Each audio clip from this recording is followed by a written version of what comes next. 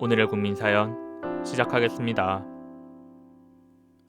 안녕하세요. 저는 커피숍을 하면서 살고 있는 40대 초반 남자입니다.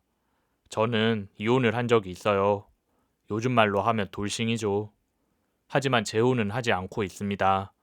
한 번의 결혼으로 받은 상처와 충격이 너무 커서 다시 재혼할 생각은 안 들더군요. 이혼하고 혼자 산 지도 10년이 다 되어 가네요. 많은 시간이 지났지만 지금도 잊을 수 없는 일들이 있어서 이렇게 사연을 보냈습니다. 젊은 시절에 저는 유명 커피숍에서 바리스타로 일을 했어요. 원두를 볶아서 커피를 만들고 또 때로는 커피 만드는 방법을 배우러 온 사람들에게 강습도 했습니다. 저희 가게는 원두 커피를 직접 손으로 내리는 핸드드립 카페였거든요. 집에서도 원두를 사서 커피를 내려 먹고 싶어 하는 사람들이 가게로 와서 방법을 배워가곤 했습니다. 별로 어렵지는 않은데 요령이 필요해서 제가 그걸 가르쳐 주었죠. 전처는 우리 카페의 단골 손님이었어요. 일주일에도 몇 번씩이나 와서 커피를 마시곤 했었는데 하루는 커피 강습을 받아보고 싶다고 하더군요. 그래서 제가 직접 1대1로 강습을 하게 되었습니다.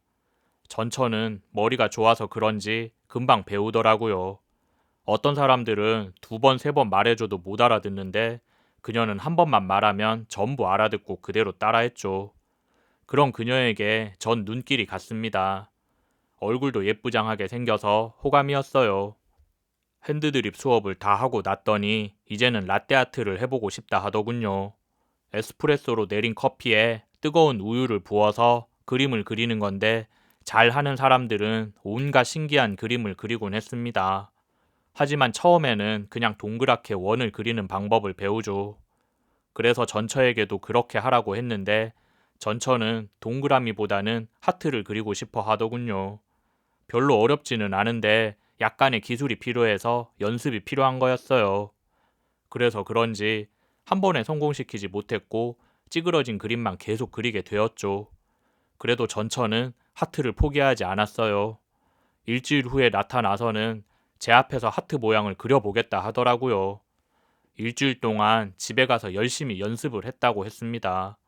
연습이 효과가 있었는지 정말 그럴듯한 하트 모양이 나왔고 그녀는 그걸 나에게 주더군요. 그러면서 이거 제 마음이에요. 받아주세요. 라고 하더군요. 얼굴이 빨개져서는 수줍은 표정이었습니다. 그제서야 그녀의 마음을 눈치채고 저도 응답을 했습니다. 다른 잔에 커피를 따르고 우유를 부어 더 멋진 하트를 만들었죠. 그리고 대답 대신 드리는 거라며 하트 모양이 그려진 카페라떼 한 잔을 줬습니다. 그렇게 우린 연인이 되었죠. 커피가 맺어준 인연입니다. 그래서 제가 아직도 커피숍을 하고 있나 봐요. 몇 년간 연애를 하다가 우리는 결혼을 하기로 했습니다. 마음도 잘 맞았고 연애하는 동안 싸움 한번 하지 않았어요. 그래서 부부의 연을 맺어도 되겠다 생각했죠. 그녀는 홀아버지 아래서 자랐어요. 어머니는 그녀를 낳다가 돌아가셨고 그녀의 아버지는 혼자 그녀를 지금까지 키웠대요. 그리고 저는 반대로 아버지가 안 계셨습니다. 내가 중학교 시절에 아버지가 돌아가셨거든요. 그녀는 엄마의 정을 모르고 자랐고 저는 아버지를 평생 그리워하면서 자랐지요. 암튼 그래서 그런지 결혼을 하고 나서 전처는 저희 어머니와 쿵짝이 잘 맞았습니다. 다른 집에서는 며느리와 시어머니 관계는 고부 갈등이다 뭐다 해서 사이가 안 좋다는데 저희 집은 둘이 사이가 너무 좋았어요. 전처는 한 번도 엄마라는 존재를 느껴본 적이 없었는데 시어머니한테서 마치 엄마 같은 정을 느꼈다 하더군요. 어머니도 그런 며느리를 정말 친딸처럼 생각하고 다녔습니다. 가끔씩은 나만 따돌림 당하는 것 같아서 셈도 났지만 그런 둘의 사이가 보기 좋더군요. 제가 중간에 낄 틈이 없었습니다. 전처는 그동안 엄마 없이 살면서 안 해본 고생이 없었는데 이제서야 보답받는 것 같네요. 내가 이런 행복을 누릴 자격이 있는지 모르겠지만 지금 저 너무 행복해요. 라고 했습니다. 그래서 저는 행복해질 자격은 누구에게나 있는 거야. 잘해주는 것도 없는데 그렇게 생각해줘서 고마워. 우리 앞으로도 평생 이렇게 서로 사랑하면서 행복하게 살자. 라고 해주었지요. 어머니는 귀한 며느리 손에 물도 못 묻히게 하셨습니다. 서로 살림을 먼저 하겠다며 다투곤 했었죠. 낮에는 둘이 팔짱 끼고 장도 보러 다녔고 저녁에는 정말 친딸처럼 무릎 베고 누워 애교도 부렸습니다. 어머니가 허리가 아프다 하면 누워보라고 하더니 고사리 같은 손으로 여기저기 마사지도 해주더군요. 그런 풍경을 저는 흐뭇한 표정으로 바라보았습니다. 화목하고 사이좋은 식구들을 보고 있자니 이게 사람 사는 행복이구나 싶었습니다. 그런데 그 행복은 얼마 가지 못해 깨지고 말았습니다. 어느 날 제 친구가 심각한 얼굴로 저에게 이야기할 게 있다 하더군요. 뭔가 망설이는 듯한 친구의 태도에 저는 빨리 말해보라고 했습니다. 그러자 친구가 이걸 너한테 이야기하는 게 맞는 건지 모르겠다 라고 하면서 충격적인 사실을 전해 주었어요. 컴퓨터를 조심스럽게 켜더니 어떤 영상을 틀어주더군요. 내가 우연히 인터넷을 하다가 이런 영상을 봤는데 이게 아무래도 좀 이상해서 말이야. 내가 잘못 본 거라면 다행인데 아무래도 너한테는 말을 해야 될 것 같더라고. 그렇게 말하면서 재생시킨 영상은 조잡하게 연출된 야동이었어요. 이걸 왜 나한테 보여주냐고 물었더니 여자의 얼굴을 자세히 보라고 하더군요. 순간 전 비명이 터져 나올 것 같았습니다. 영상 속에서 남자랑 벌거벗고 그걸 하고 있는 여자는 틀림없이 제 아내였습니다. 만약에 저 얼굴이 제 아내가 아니라면 정말 똑같이 생긴 사람이겠지요. 결정적으로 아내와 똑같은 부위에 큰 점이 있었어요. 조금 특이하게 생긴 점이라서 똑똑히 기억하고 있었습니다. 영상은 마치 삼류 에로 비디오처럼 어색하고 조잡했습니다. 하지만 그 영상 속의 여자는 내 아내가 틀림없었죠. 저는 머릿속이 복잡해졌습니다. 이걸 본 이상 모른 척하고 넘어갈 수가 없었죠. 그렇다고 아내에게 대놓고 물어보자니 겁이 나더군요. 이러지도 못하고 저러지도 못하면서 지내야만 했습니다. 그러다 보니 신경이 예민해져서 제 성격이 점점 안 좋아지더군요. 나도 모르게 아내에게 짜증을 내는 날이 많았습니다. 별거 아닌 일에도 버럭 화를 내니 아내도 내 눈치를 살피게 되었습니다. 처음에는 왜 그러냐고 물어보던 아내도 시간이 지날수록 점점 지쳐만 갔습니다. 갑자기 달라진 제 태도에 어머니도 화를 내시더군요. 너 요즘 왜 그러냐? 집에 들어오면 맨날 화만 내고 나도 네 눈치 보여서 못 살겠다. 뭔 일이 있는지는 몰라도 부부는 서로 참으면서 다독거리면서 그렇게 사는 거야.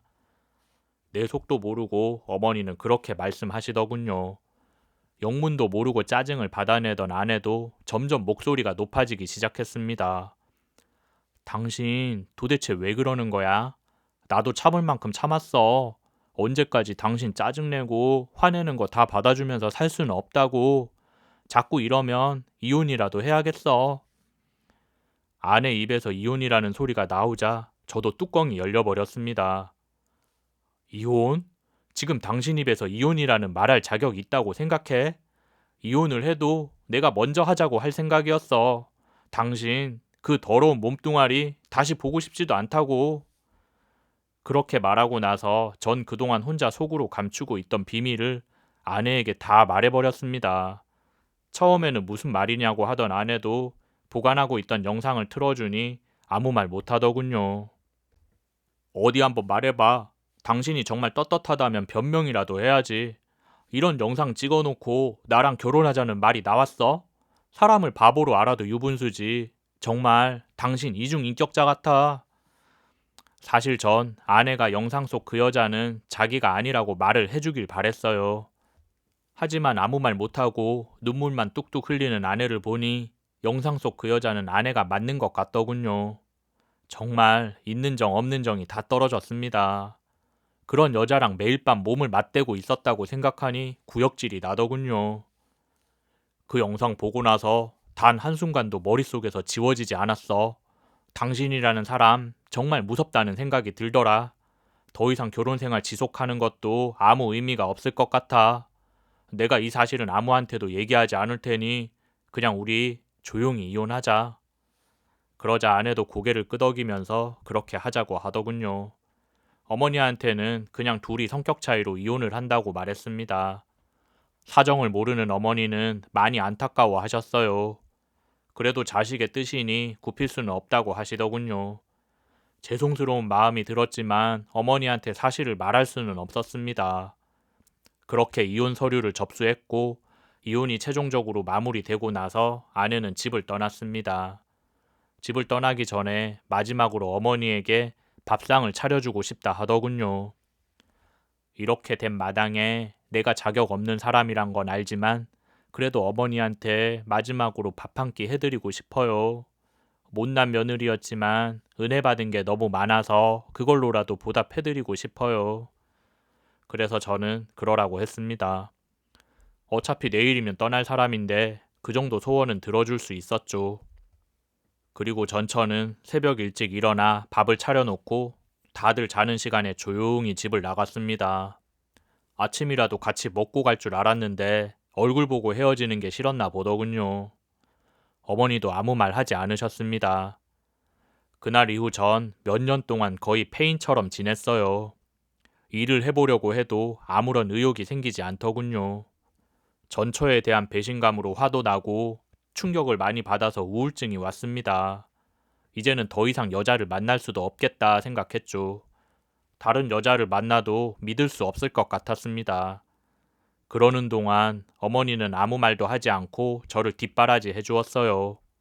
어머니도 상심이 컸을 텐데 자식이 그러고 있으니 어쩔 수 없었죠.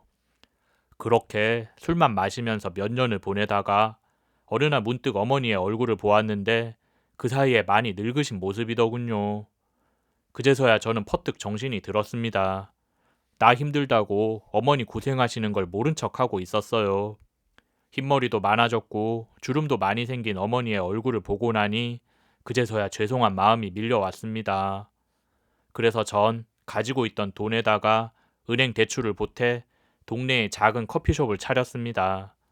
지나간 일들은 잊고 이제부터라도 정신 차리고 열심히 일하면서 살아야겠다 했죠.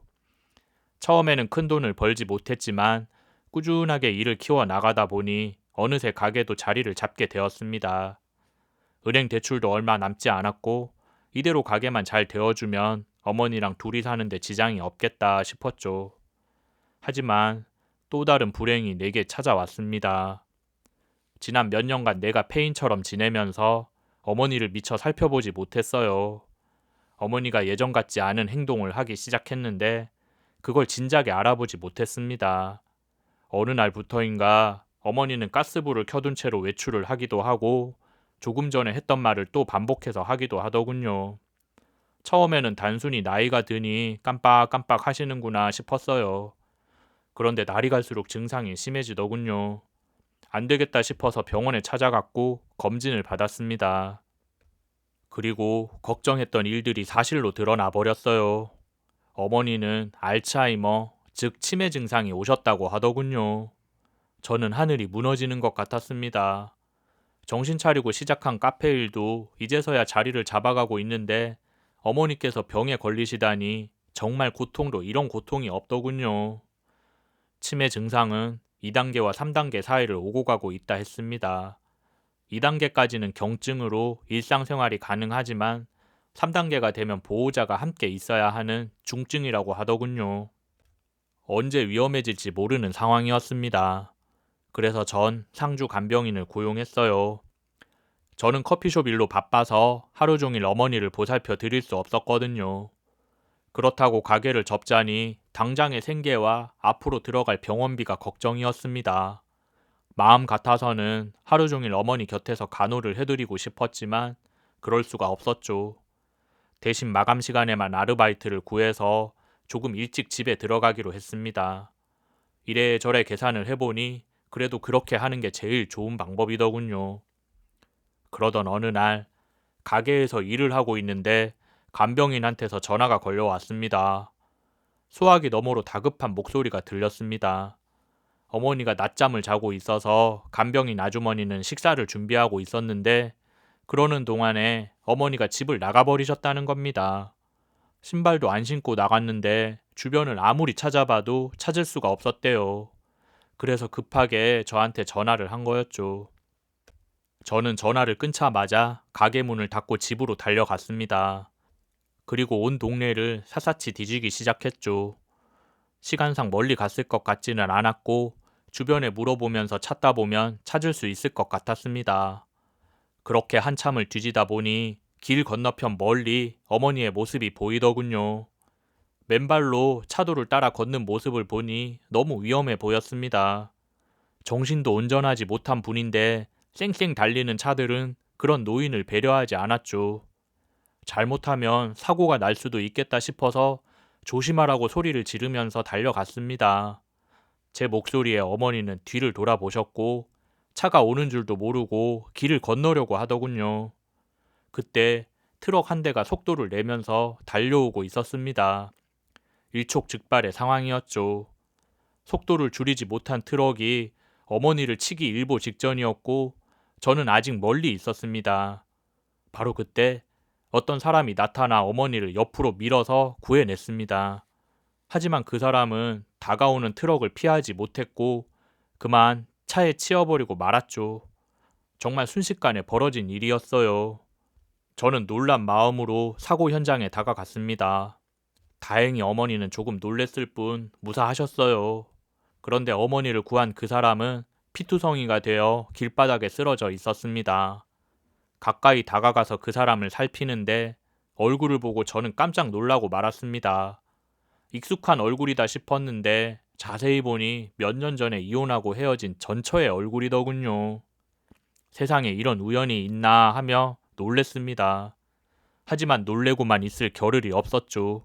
다급하게 구급차를 불렀고 의식을 잃은 전처는 병원으로 실려갔습니다.